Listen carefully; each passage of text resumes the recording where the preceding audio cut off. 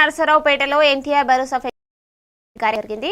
పలు వార్డుల్లో లబ్ధిదారులకు స్వయంగా తన చేతుల మీదుగా పెన్షన్ల పంపిణీ చేశారు ఎమ్మెల్యే చెదలవాడ అరవిందబాబు.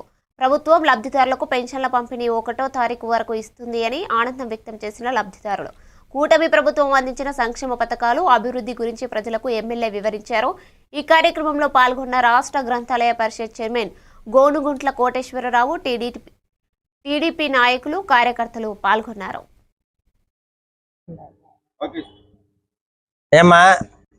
ఇంటింటికి తిరిగి పెన్షన్ పంపిణీ చేస్తున్న మన ఎమ్మెల్యే చంద్రబాబు అరవింద్ బాబు గారి నాయకత్వం, రాష్ట్ర గ్రంథాలయ చైర్మన్ గోనుగుంట్ల కోటేశ్వరరావు గారి నాయకత్వం, ఇంటింటికి తిరిగి పెన్షన్ పంపిణీ చేస్తున్న మన ఎమ్మెల్యే గోనుగుంట్ల చైర్మన్ గారు.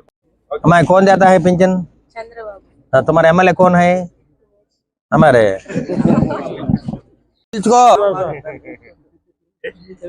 నెల నెల 1000 రూపాయలు మిగిల్చుకోండి. 3000 ఖర్చు పెట్టినా అన్న ఎవరైనా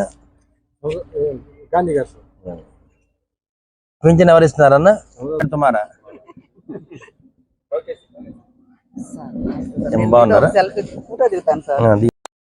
మీడియా మిత్రులందరికీ ధన్యవాదాలు.